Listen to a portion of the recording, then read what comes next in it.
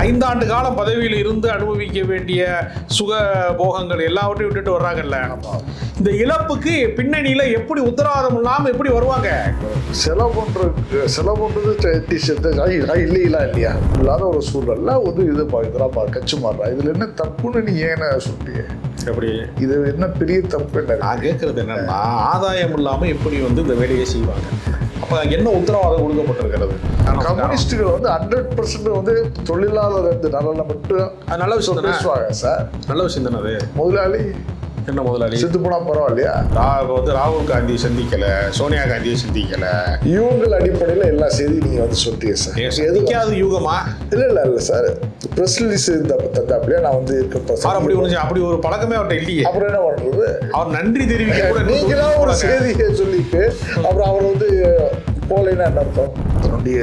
தன்னுடைய கொள்கையிலே தன்னுடைய ஆட்கள் இருக்காங்கன்னா ஒரு யுக்தி தான். கொள்கைன்னு சொல்லாதீங்க, பதவி ஆசை காட்டி இருக்கிற ஆள பூரா விலகி. அப்போ இது உண்டு மட்டும் எல்லாரும் எப்படி நீங்க ஒரு 4 இருக்கா கொள்கை? அப்ப திமுக இருக்கா?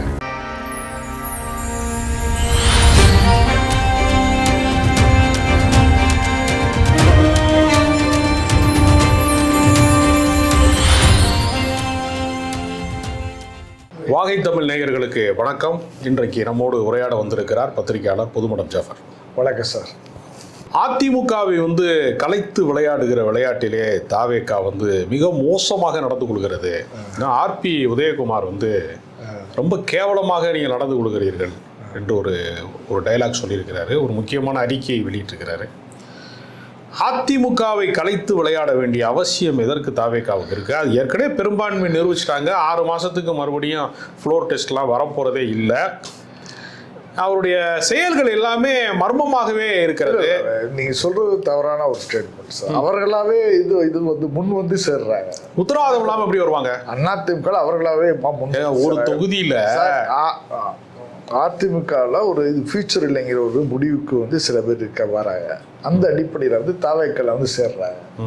ஒரு இதுல கட்சியில் இன்னொருத்தர் வந்து சேரும்போது அதை நிப்பாட்ட முடியாது சார். நம்ம என்ன கேட்க வளர்ச்சிதான் நமக்கு அந்த இது கலைச்சி. ஒரு தொகுதியில் நின்று வெற்றி பெற்று வேட்பாளராகி 1 மாச காலம் கூட ஒரு சட்டமன்ற உறுப்பினருக்கான பதவி காலத்தை வந்து அவர் வந்து தொடர்வதற்கு முன்பு அவசரமாக கட்சி மாற வேண்டிய அவசியம் என்ன? நான் கேட்கறது, இப்போ ஓபிஎஸ் வந்து பதவி முடிகிற போது ராஜினாமா செய்தார், செங்கோட்டையன் பதவி முடிகிற போது ராஜினாமா செய்தார், அது வேறு வகை.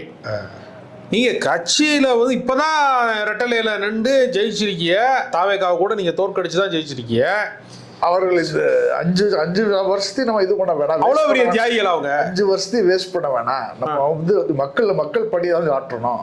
அதனால வந்து நம்ம ரிசைன் பண்ணிட்டு என்ன கேட்குறேன், தாவேக்கால சேர்ந்து முக்கியமான இதுல ஒரு தொகுதியில் இன்றைக்கு வந்து ஒரு வேட்பாளர் தாவேகாவுக்கு இது பொருத்தாமல் இருக்கலாம். அதிமுகவை பொறுத்தவரையில் 15 கோடியிலிருந்து 20 கோடி செலவு பண்ணாதான் ஒரு சட்டமன்ற தொகுதியில் வந்து ஒரு வேட்பாளர் வெற்றி பெற முடியும் அப்படிங்கிற நிலைமை இருக்குதுன்னா, இப்போ 4 சட்டமன்ற உறுப்பினர்கள் வர்றாங்கன்னா ஒரு தொகுதிக்கு 20 கோடி வச்சா கூட 80 கோடி லாஸ் பண்றாங்கல்ல. 5 ஆண்டு காலம் பதவியில் இருந்து அனுபவிக்க வேண்டிய சுக போகங்கள் எல்லாவற்றையும் விட்டுட்டு வர்றாங்கல்ல. இந்த இழப்புக்கு பின்னணியில எப்படி உத்தரவாதம் இல்லாம எப்படி வருவாங்க? செலவு பண்றது இல்லையா சட்டத்துக்கு புறமானது. அதை நம்ம கேட்கல. நீங்க வந்து இழப்பை விட்டுட்டு எதுக்கு வர்றாங்கன்னு கேட்கறேன். சட்டத்துக்கு சட்டத்தை எல்லாம் விடுங்க. அந்த 20 கோடி இழப்பை எங்க, இந்த லாஸை எங்க எடுப்பாங்க அதை கேளுங்க. சட்டத்துக்கு வந்து புறமானதா அது எல்லாருக்கும் தெரிஞ்சதுதான். அப்புறம் என்ன இருக்கு? நம்ம இது டிஸ்கஸ் பண்ண வேண்டிய. நான் கேட்கறது என்னன்னா, ஒரு 15 கோடியிலிருந்து 20 கோடியை செலவு செய்து வெற்றி பெற்ற வேட்பாளர், யார் இந்த பணத்தை விட ஆதாயம் இருந்தால் வருவார்களா? பணத்தை வந்து அவங்கள பெரிய தியாகியான்னு நான் கேட்கிறேன். 15 கோடி 20 கோடியை விட்டுட்டு வர அளவுக்கு தியாகிகள் அவங்களா? முதல்ல இந்த கேள்வி பதில் சொல்லுங்க. அந்த வேட்பாளருக்கு 20 கோடியை வந்து செலவு பண்ணது யாரு?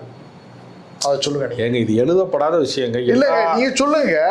அதை வந்து இது செலவு பண்ணது யாரு செலவு பண்ணா? சொல்லுங்க. நீங்க இப்போ நீங்க இந்த வேட்பாளர் தான் செலவு பண்ணிருப்பாரு. வேட்பாளர் சட்டமன்ற உறுப்பினர் வேட்பாளர் செலவு பண்ணலாம். யாரு? 3வது ஆளு ஒருத்தர் வந்து செலவு பண்ணியிருப்பாரு. அதிமுக காண்டி. யாரு? அதிமுக லீமா ரோஸா? இல்ல, லீமா ரோஸ் நான் சொல்ல வரல. 3வது ஆளு செலவு பண்ணியிருப்பாரு. அதான் யாரு?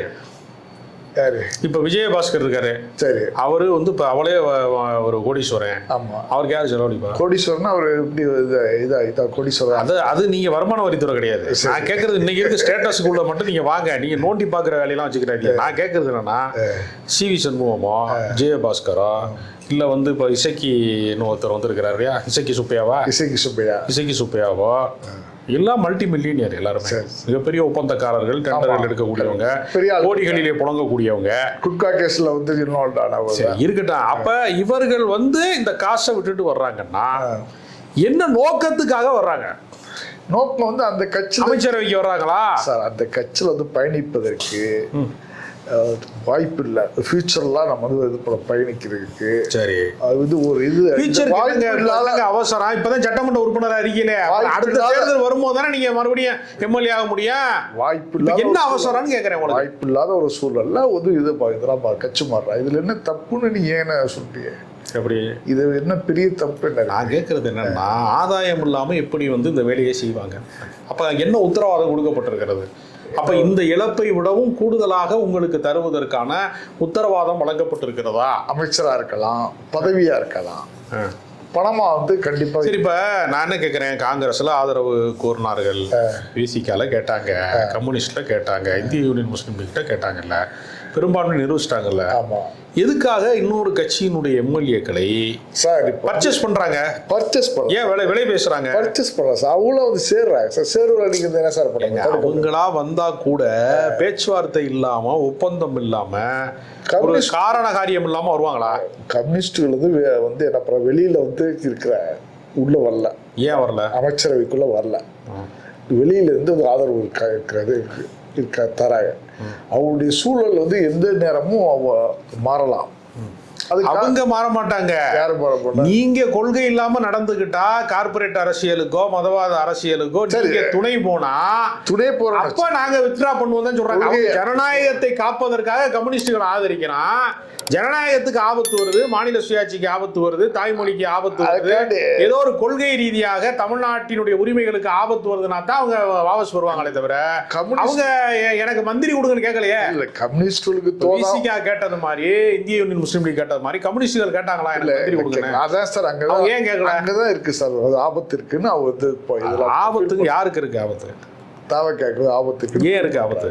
முறையா நடந்தா அவங்க ஒன்றும் சார். அவங்களுடைய இது எல்லா கோரிக்கையும் நம்ம வந்து அக்செப்ட் பண்ண முடியாதுல்ல. அவங்க வந்து இது சார்ந்த தொழிலாளர் சார்ந்த இது கொள்கைகளை மட்டும் தான் சொல்லுவாங்க. சரி, இவர் ஒரு அரசை வந்து நடத்துறது முதலாளிக்கும் வந்து சாதகமா இருக்கணும்ல, ரெண்டு பேருக்கும் சாதகமா இருக்க வேண்டிய சூழல் வருமா இல்லையா? சரி, அந்த சமயத்துல வந்து கம்யூனிஸ்டுகள் ஏதாச்சும் தொழிலாளிகளுக்கு எதிராக மாறுவதற்காக இல்ல மாதிரி இருக்குல்ல.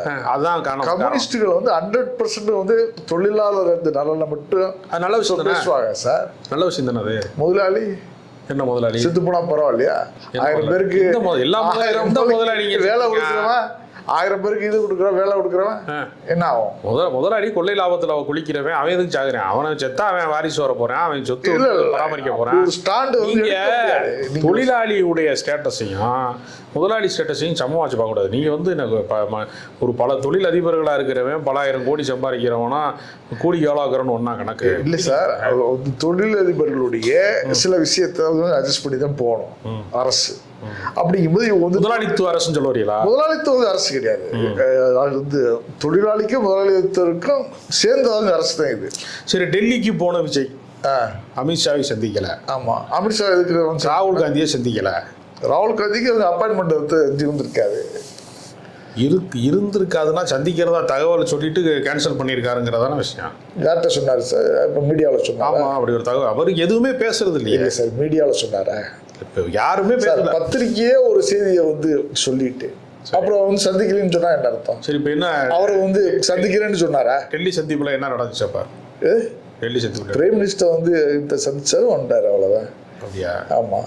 சரி, சோனியா ராகுல் காந்திக்கு இன்னொரு இது டைம் வந்து சொல்லியிருக்காரு, போய் சந்திப்பாரு. ஏங்க, அவர் கேரளாவில் முதலமைச்சர் பதவியேற்பு விழாவுக்கு போறதா சொன்னாங்க, போகல. வந்து ராகுல் காந்தியை சந்திக்கல, சோனியா காந்தியை சந்திக்கல.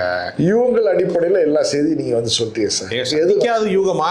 இல்ல சார், ப்ரெஸ் ரிலீஸ் தந்தாப்புலையா நான் வந்து இருக்கப்போ அப்படி ஒரு பழக்கமே அவர்கிட்ட இல்லையே. அப்புறம் என்ன பண்றது, அவர் நன்றி தெரிவிக்க கூட நீங்களா ஒரு செய்தியை சொல்லிட்டு அப்புறம் அவர் வந்து போலைன்னா என்ன அர்த்தம்? அவர் நாட்டுடைய முதலமைச்சருங்க. அப்ப அவர் என்ன பர்சனலா போனா நம்ம கேட்காம இருக்கலாம். சரி சரி, பொது வாழ்க்கையில வரும்போது எல்லாத்துக்கும் பதில் சொல்லணும்ல.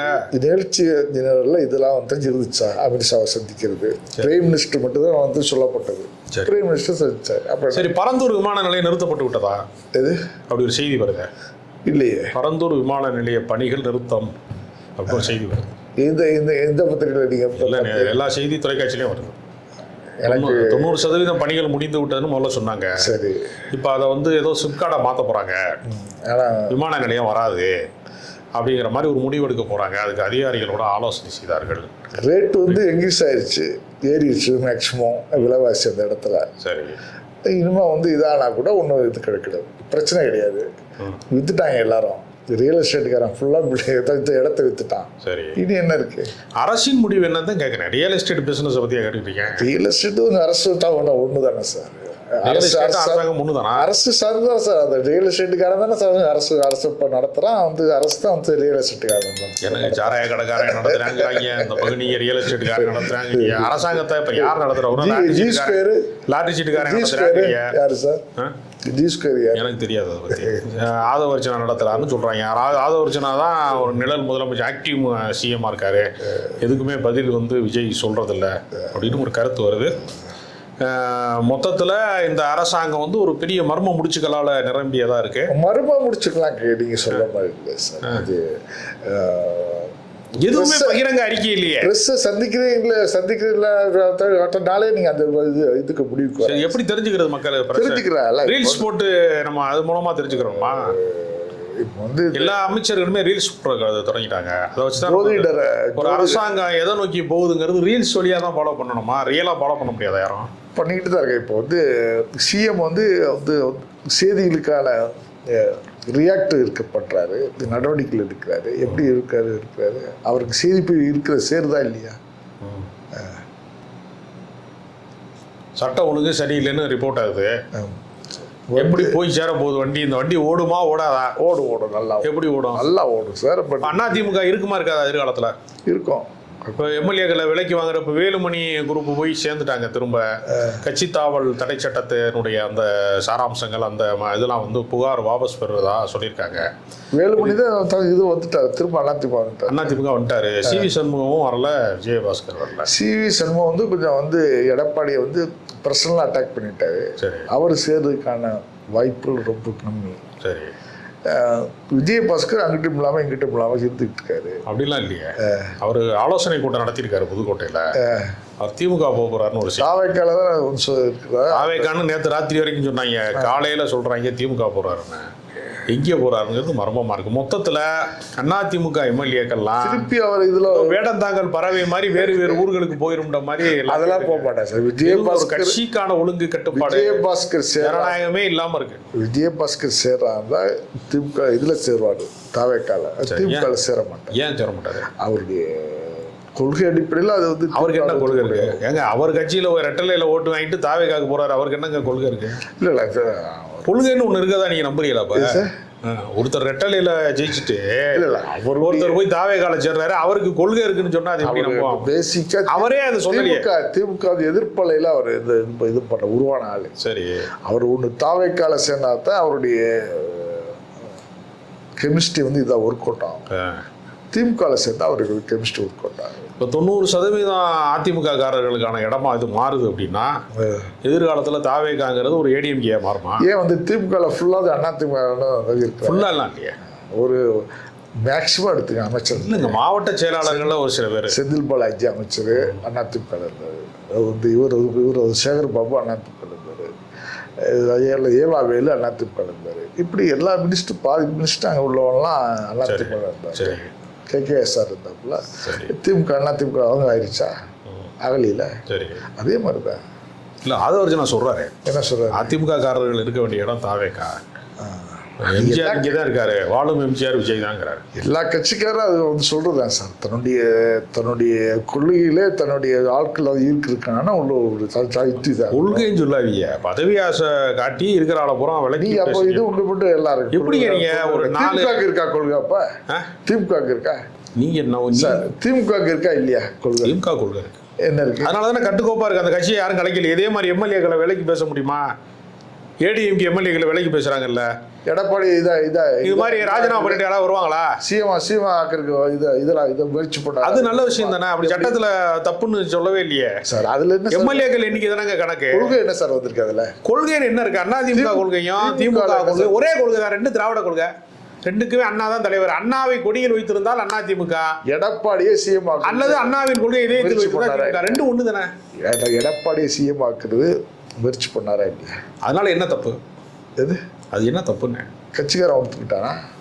ஏங்க அது நடக்காத ஒண்ணு நீங்க இன்னும் அந்த பூச்சித்துறை வேலையவே பண்ணிட்டே இருக்கீங்க. அது நடக்கலையில. அது ஏதோ ஒரு பேச்சுவார்த்தை நடந்துச்சு, நடக்கல, அவ்வளவுதானே.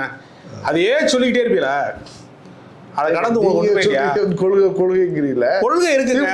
கொள்கைங்கிறது சமூக நீதி, மொழி கோட்பாடு, சிறுபான்மை நலனு, பெண்கள் முன்னேற்றம், அதுதான் கொள்கை. கொள்கைங்கிறத திமுகவை எதுக்குறான், அதிமுக எதுக்குறாங்கன்னா கொள்கை கிடையாதுங்க. அது போட்டி, அதிகார போட்டி. அதுவா கொள்கை? சமூக நீதி தான் கொள்கை. இருமொழி கொள்கை தான் கொள்கை. கொள்கைங்கிறது வேற, அது வந்து கருத்தியல். திமுக அதிமுக இருக்கிறது அதிகார போட்டி. நீ ரெண்டே வந்து கொள்கை இல்லைன்னா நீங்க அதை எப்படி சொல்ல முடியும்? ஃபியூச்சர்ல பிஜேபியில சேர்ந்துருவாரு. அப்போ நீங்க யாரு பிஜேபியில சேருவாங்க? திமுக சேர்ந்துரும். அப்போ நீங்க இதையே சொல்லிட்டு கொள்கை. சரி, பிஜேபியால் உருவாக்கப்பட்ட கட்சி தான் தாவேகான்னு சொல்றாங்க. அது மட்டும் எப்படி? அதுக்கு அந்த விமர்சனத்துக்கு இது வரைக்கும் யாருமே பறிச்சது. பாஜகவால் உருவாக்கப்பட்டதான் தாவேகா அப்படின்னு சொல்றாங்க. பாஜகவால் உருவாக்கப்பட்டது தாவேகா. அந்த கேள்வி வந்து நீங்க ஐயமன்னல் இருக்கார்ல, காதர் மீது, திருமாவளவன், கம்யூனிஸ்ட், அந்த சந்தேகம் இருக்கிறதா இல்லையான்னு நான் கேட்டேன். நீங்க ஒரு சிறு கட்சி தலைவர்கள் மேல பழி சாட்டுறாதீங்க. அவங்க என்ன செய்வாங்க? அவங்களுக்கு இப்போதைய நிலைமைக்கு ஒரு கட்சி தடுமாறுகிறது, பெரும்பான்மை இல்லாமல் இருக்கிறது, வாசல் தேடி வந்து ஆதரவு கேட்டாங்க, கொடுத்துருக்காங்க, அப்படித்தான் சொல்லணும். உடனே தாவேகா கொள்கையை வந்து காதர் மீது ஏத்துக்கிட்டாரு, தாவேகா கொள்கையை வந்து திருமாவளவன் நீங்க சொன்னதுக்கு சொல்றேன். தாவேகா கொள்கையை கம்யூனிஸ்ட் ஏத்துக்கிட்டாங்க, நீங்க சொன்னதை சொல்றேன். அது வந்து பிஜேபி இந்த பிள்ளைங்கிறாப்ல. அது காலம் யார் வந்து இந்த பிஜேபி பாஜகவுடைய மத்திய அரசாங்கத்துக்கு யார் பணிந்து போகிறார்கள், யார் துணிந்து நிற்க போகிறார்கள் என்பதை காலம்தான் சொல்லணும். அது வரைக்கும் நம்ம முன்முடிவு எடுக்க முடியாது. இப்போதைய நிலவரத்தை தான் நம்ம பேசியிருக்கோம். நன்றி. நன்றி, வணக்கம்.